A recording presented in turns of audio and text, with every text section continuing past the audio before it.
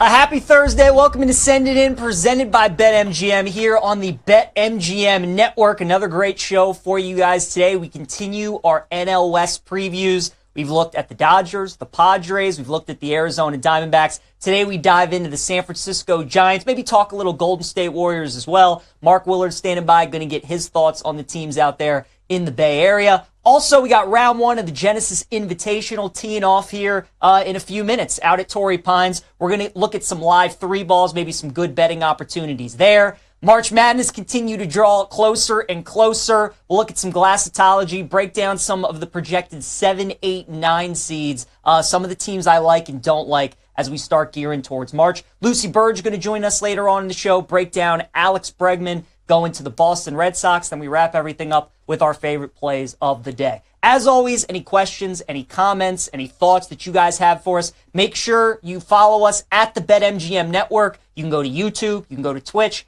X to watch the show. And if you miss anything over the next 30 minutes, make sure you check out the Send It In podcast available wherever you get your podcast. Let's get this thing rolling. Glasses in session. We go to the Glasser guest line. Mark Willard joins us. Make sure you guys give Mark a follow on X at Mark_T_Willard,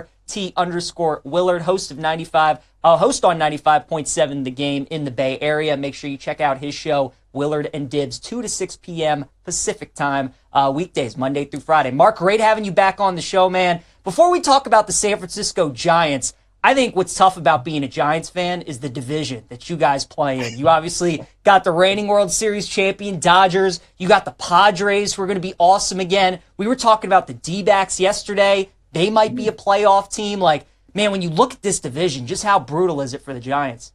Well, pretty brutal, although I would sort of whittle it down to one. Like, it's okay to have good other teams in the division. I think that you want that. You're always going to get that to a degree. The Dodgers are such an interesting thing right now across baseball, and when you are their rival and when that fan base has to stare at just that constant flow of deferred money and big names and a lineup that just doesn't quit, it's different this year than it normally is. There's always sort of that rivalry and that gets your angst going. But this year the fan base almost has to battle this like fait accompli, like we can't compete type thing, which is really not the norm in a market like this and for a franchise like this. Yeah, no question. I mean, you can see the odds if you guys are watching us on Twitch, YouTube, or X. Dodgers, big favorites to win the NL West. The Giants are 30-1. Let's talk about the Giants, Mark. And it's real interesting, this pitching staff, right? You got Logan Webb, who's been the ace in San Francisco now for a good amount of years. They pick up Justin Verlander in the offseason. Robbie Ray comes back from injury. You do lose Blake Snell to the aforementioned Dodgers. But what do you make of this pitching staff? To me, it feels like they have a lot of potential high upside, but they're certainly relying on a couple of key pieces who are either older or coming back from injury. No doubt, no doubt. There are a couple guys where you have to look at it and go, fingers crossed, right? Is Robbie Ray going to be healthy? Is he going to look like he has in the past? Fingers crossed. Justin Verlander is 42 years old, but he says he feels better than he has in 5 years. Fingers crossed. Jordan Hicks put on some extra weight and said last year was kind of like a trial run as a starter. First half as a starter, second half he was a reliever, but now he's put on extra weight and says trial run's over. I'm a starter and I'm ready to go. Kyle Harrison, guy who has a lot of hope and promise around him, says they fixed some things with his delivery. He's healthier. His velocity is back where it was supposed to be. It had fallen down to about 93 last year. He wants to be in the high 90s. But you're right. Outside of Logan Webb, it's a bunch of fingers crossed. And then there's a bunch of names I didn't mention, which are younger guys who are coming up. They do have some farm hands who they believe they want to create a runway for them, and they believe they might turn into something. But, yeah, they're going to need 2 or 3 of those maybes to be yeses for things to go well. No question. And then, Mark, also looking at the batting order. You know, for so long it's been Buster Posey, it's been Brandon Crawford, it's been Pablo Sandoval, right? Brandon Belt, these guys who were in San Francisco forever. Last couple of years, the Giants have kind of welcomed this, like, new wave of players. Who do you think is the guy looking at this year's team that the Giants really need, that they're really counting on to have a big 2025 season? I'd love to give you one name, but I'm going to kind of give you two, and it's because I think both of these young outfielders really need to do something. Elliot Ramos came up late last year. And when I say late, I mean like it was a couple months into the season, but still did enough to be an all-star as a rookie. He needs to sort of corroborate that. He needs to do it again and show that he can be a middle of the order presence alongside the left side of their infield, their new acquisition in Willie Adames, and obviously Matt Chapman, who's now signed up long-term as well. But the guy the organization will tell you might be the linchpin for all of this was one of their big signings last year, and we only saw him for about 40 games before he got hurt and missed the rest of the season, which is their young center fielder, Jung-Hoo Lee. The fan base really took to him. He looks like a plus outfielder and their leadoff hitter. His numbers were pretty good in those 40 games. He looked like he can handle it. They're really trumpeting how the lineup will be different, assuming they can have him for a full year. Do you think there are any guys maybe who aren't getting talked about a lot right now? You mentioned a couple of them, but maybe guys that you think could have a breakout year, like maybe Jung-Ho Lee's one of those guys, but do you think like Lamont Wade could take the next step? Do you think Matt Chapman returns to maybe his Oakland A's form that we saw some years ago? Like, is there a guy in that lineup that maybe people don't have too high expectations that you think maybe could have a breakout year? Well, I'll give you one name who is the real wild card here, and it's the position on the field that's the wild card too, and it's second base.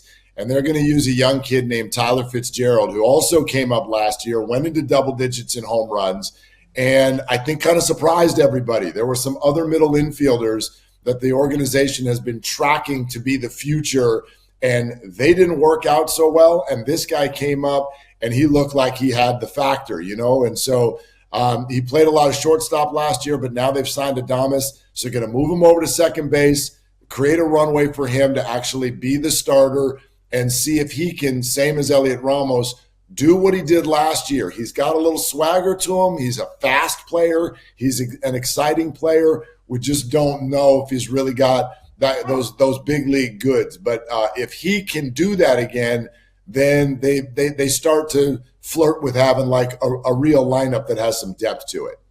Mark, right now the Giants are about plus 250 to make the postseason. Even though the National League is loaded, do you think that would be worth a bet on San Francisco to make the playoffs this year? I do. With the expanded playoffs, I really do. Like, it's a team that at worst, if things don't go well, and this is what has happened the last couple of years, they'll hover around 500. But I always look at teams like that when it comes to where you can get really good numbers, because it's like, man, again, if some of those maybes go the right way, they're really only like, flip 6 of those losses into wins, and you're starting to really get into that wild card conversation.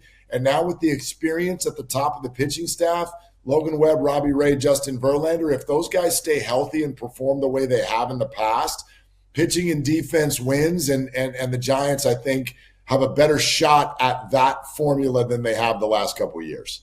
Really good stuff on the Giants, Mark. Before I let you go, I do want to ask you about the Warriors. Obviously, you got the NBA All-Star Game in the Bay Area coming up this weekend. They make the big acquisition, getting Jimmy Butler at the trade deadline. Golden State's trying to go all in with Steph, right? They're trying to maximize the few years that he has left, kind of playing this level of basketball. What'd you think of the move to get Jimmy? And do you think that the Warriors potentially could be a sleeper maybe in the Western Conference?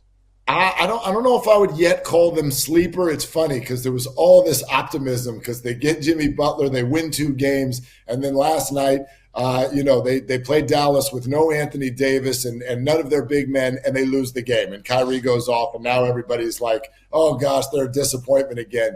The yin yang of it is kind of funny. But I think they're a better team than they were last week, and I also think some of the other teams are cratering around them mentally.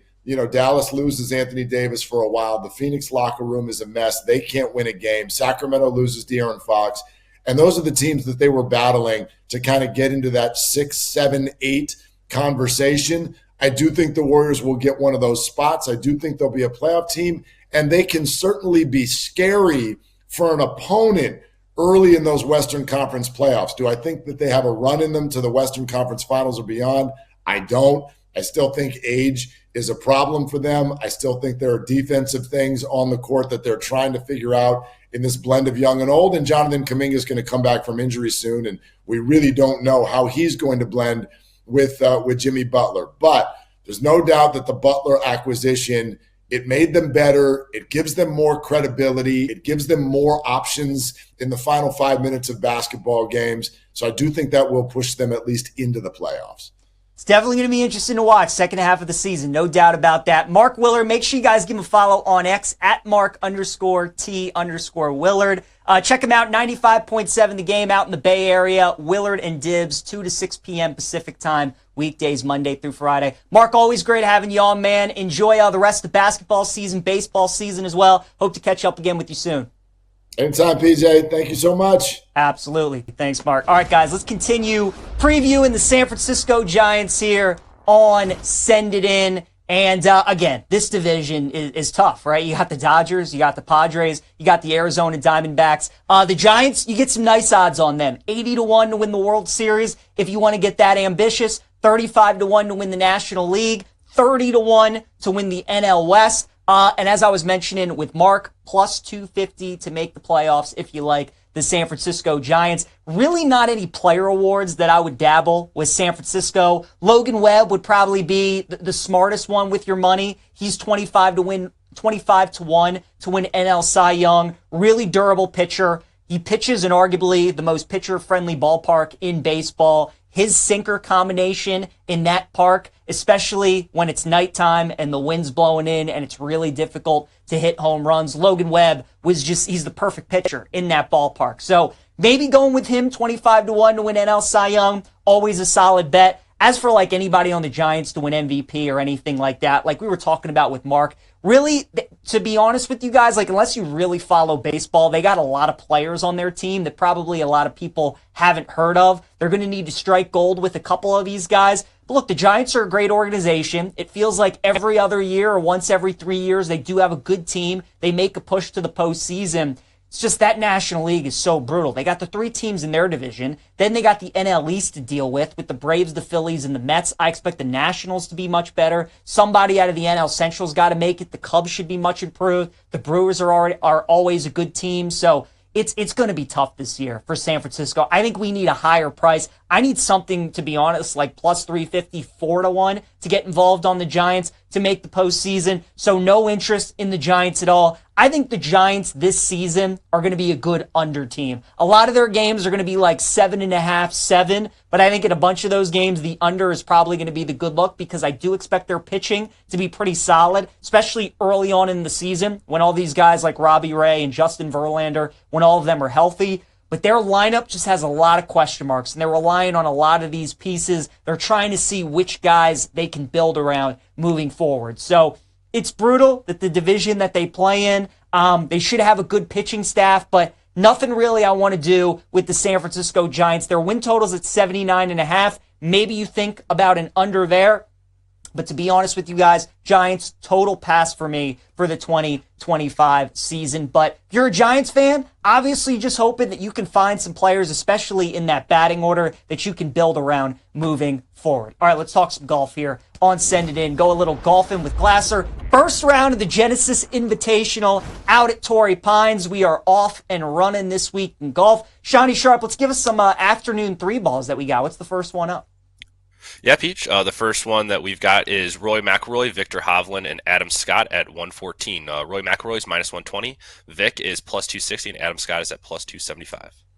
You know what? For the price, Sean, I think Adam Scott might be the play. Now, I like Rory to win this week, and usually when Rory wins tournaments, he gets off to a hot start. He usually plays really well in round 1, and I would expect him to play well today. But Adam Scott, I think, is going to have a really good week, too. Scoring is going to be difficult. It's going to be lower scores this week. The conditions are going to be tough. And for a guy like Adam Scott, he could go out there and shoot a 1 under, a 2 under, and that might be enough. So I think the price and obviously the conditions that we're getting today out at Torrey Pines, I think Adam Scott, plus 275, Sean, I go with that one.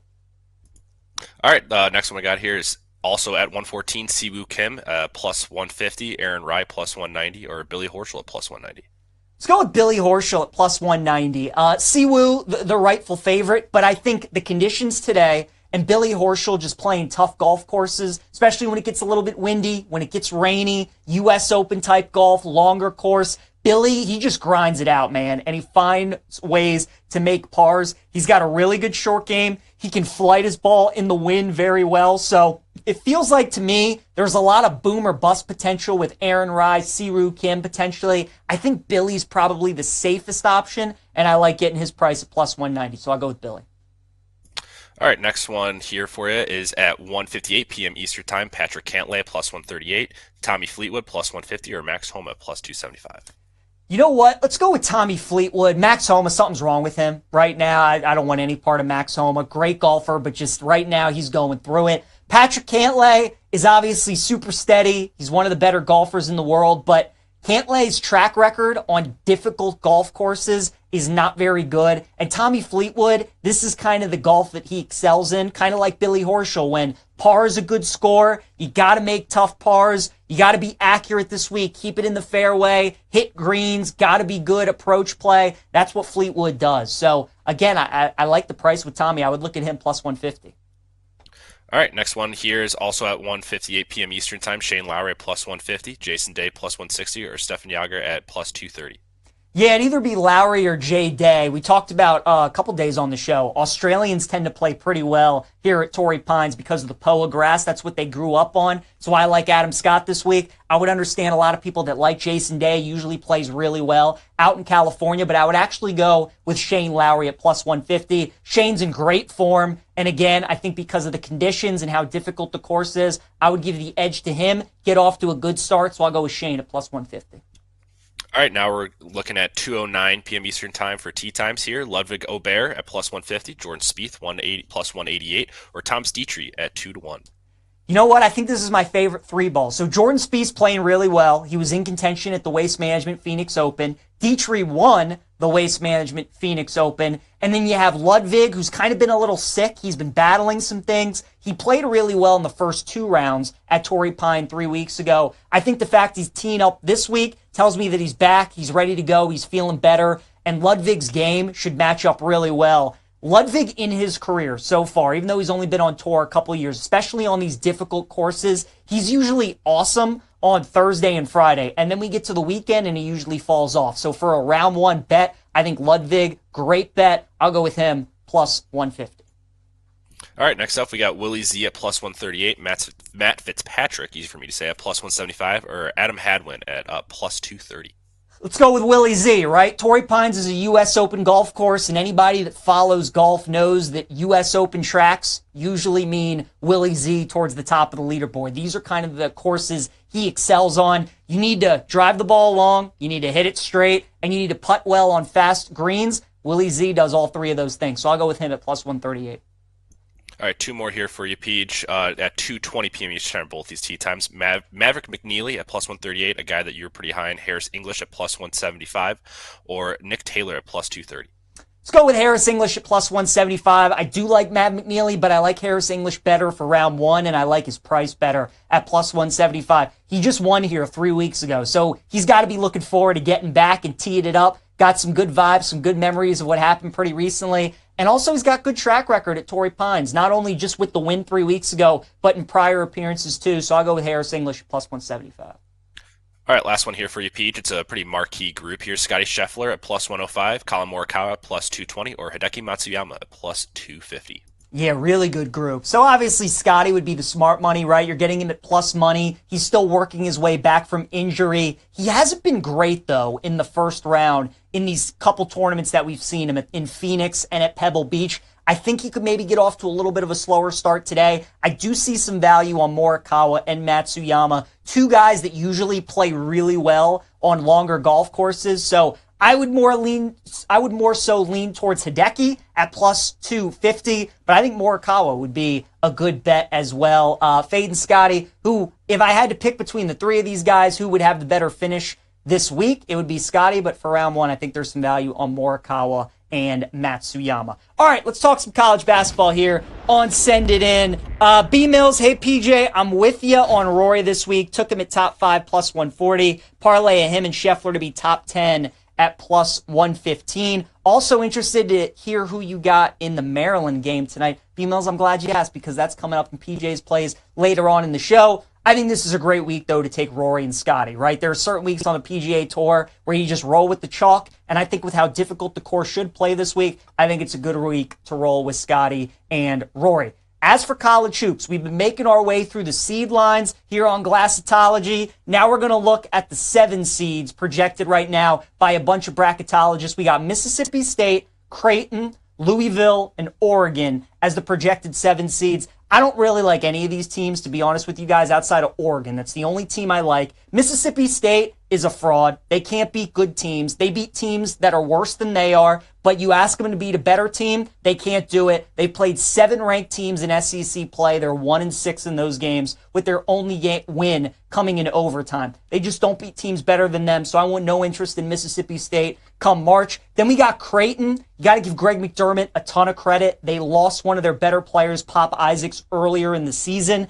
They've had to reinvent themselves a little bit, figure out how to play offense without him. And to their credit, they've done that. But this is still a team. I think their ceiling is probably Sweet 16, but I think they only win 1 game, if that, in the tournament. Then we got Louisville and Oregon are polar opposites of each other. Louisville was terrible in the non-conference this year. They could not beat an SEC team. They played Ole Miss, they got smacked. They played Tennessee, they got smacked. They played Kentucky, they lost that game too. And then they also played Oklahoma, and they lost to the Sooners. 0-4 against the SEC was Louisville, but they've been great in ACC play. Their margin of victory in ACC play is 17 points a game, and now everybody's like, ooh, Louisville, they could be dangerous. They're beaten up on a bad conference. We all saw what happened when they went up against some good teams in the non-con, so don't let what Louisville's doing in ACC play fool you. This is a team that you should want to fade come March. And then that brings me to the Oregon Ducks. The reason that I say they're the opposite of Louisville is because Oregon is struggling in conference play, but they have been awesome in non-conference play. They played in one of the mid-season tournaments during Feast Week out in Vegas. They beat A&M, they beat San Diego State, and they beat Alabama. They had 3 really solid wins. Now they get into Big Ten play, where obviously they're traveling all over the country. They're trying to figure out all these different teams that they're playing up against, who they're going to be going up against year after year, and they're struggling. Dana Altman, Oregon's head coach, is elite in the tournament. He's 8-0 in his career in the first round of March Madness with Oregon. So usually when the Ducks get in, they're always good to make it to the round of 32. I think they could make it past that as well. So Oregon would be the 7 seed that I would keep an eye on. Then for the 8 seeds, we got Clemson, St. Mary's, Connecticut, and Baylor. We can throw away St. Mary's and Baylor. I want no interest with any of these teams. St. Mary's is the same team every year. Great program, good head coach in Randy Bennett, good defense. They play their style of play, but they get into March and they usually don't make any noise. So no St. Mary's for me. Baylor, you know, it's been funny. Like the last 3 years, ever since Baylor really won the national championship, they were this awesome defensive team. But the last 3 or 4 years, Scott Drew's teams have not been able to play any defense. This team really is no different. I don't like Baylor heading into the tournament. UConn's the interesting one. 2-time defending national champions, had a great win against Creighton. I think more and more, a lot of people are going to start buying into UConn again. This team does not play defense, though. They're still 96th in KenPom in defense. And let's not forget, when they went out to Maui earlier in the season, they got swept out in Hawaii. UConn teams the last 2 years were incredible in non-conference play. This team is not, so no interest for me in Connecticut. And then Clemson, a team that I do think is interesting. They went to the Elite Eight last year. They returned Chase Hunter and Ian Shefflin from that team, and they did have a good non-conference. They played good defense, solid offense. Clemson, I think, could be an interesting team to watch. And then finally, looking at the 9 seeds, we have Gonzaga, Utah State, West Virginia, and New Mexico.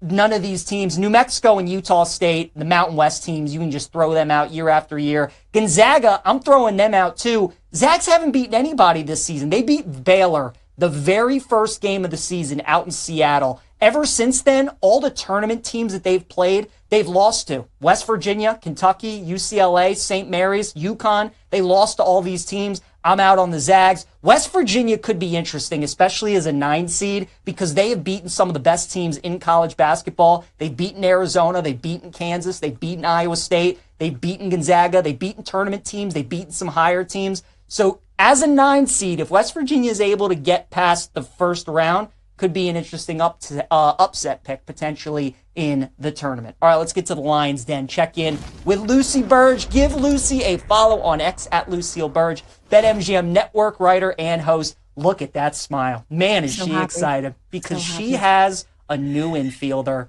Alex Bregman. Lucy, take it away. I mean, we literally talked about this yesterday, where Bregman would go. I think maybe they heard us, and now Alex Bregman is a Red Sox. Yes, PJ, happy Alex Bregman Day. I am so happy waking up to this news because I was not awake when this happened, waking up to this being like, wait, what happened? Am I dreaming? And I was not dreaming. My Fitbit did say that I was awake and I had slept, so many hours. This is very exciting.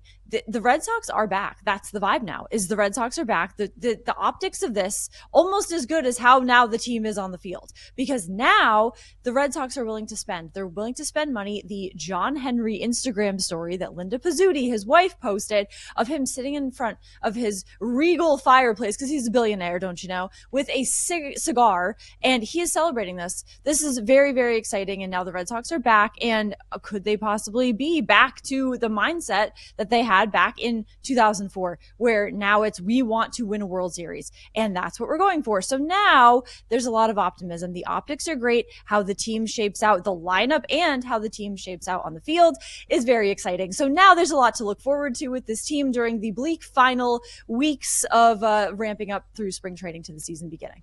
Lucy, yesterday we were talking about the American League. You still feel like the Yankees are the team to beat, even with the Red Sox finally adding Alex Bregman. Do you still think it's the Yankees, or do you feel like the Red Sox maybe caught up to them?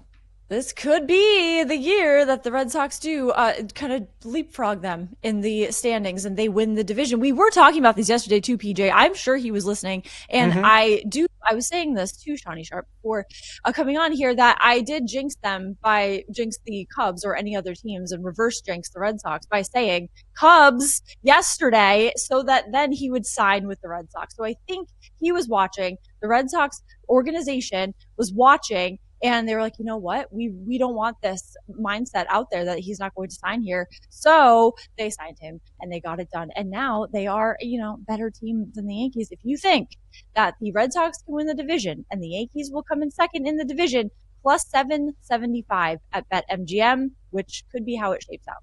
There you go. Lucy, in about 30 seconds, is the Astros' reign now over that they've lost Kyle Tucker and Alex Bregman in the same offseason? I mean, they still have some good spots and pieces in their lineup, but the bottom third of their lineup is a little shaky. Little Chas McCormick said, we're going to surprise some people. I don't know about that. I don't know. Red Sox are better. Their odds to win the AL should be better right now. They're not, but they should be better than the Astros. There you go. Lucy Burdge, give her a follow at Lucille Burdge, BetMGM network writer and host. Just feeling good on this Thursday because she's got Alex Bregman. Lucy, congrats to you. We'll catch up again soon. Have a good weekend. Thank you, PJ. You too.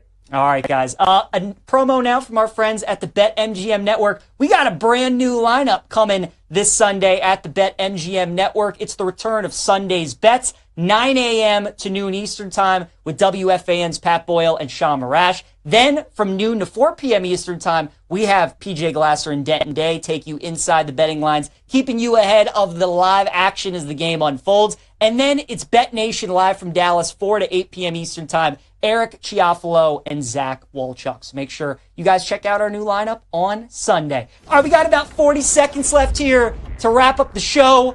Our prop lock for today is going to be Kyrie Irving over 26.5 points at plus 100. Look, obviously Luke is gone. Anthony Davis is now gone too. Daniel Gafford's gone now too. Kyrie's just chucking, folks. He's done that the last two nights. He's gone over 30.5 points. I would expect him to throw up a bunch of shots too. We'll go over 26.5 points for Kyrie Irving. Dog of the day, I'm going to take Ludwig in that 3-ball against Spieth and Dietrich. I like his price at plus 150. Give me Ludwig in the first round 3-ball against Jordan and Thomas Dietrich. And then my best bet, B-Mills, you wanted to know, Nebraska and Maryland. We're going with Nebraska today on the money line to get the win against the Terps. Maryland never plays well in Nebraska. They're not a good road team in Big Ten play. It's probably going to be a close game, but I think Nebraska edges them out. They find a way to win a tight one there in Lincoln. Thanks again to Mark Willard, Lucy Burdge for joining us today on the show. Appreciate you guys tuning in. Going to have another good one tomorrow to wrap up the week. We'll see you then.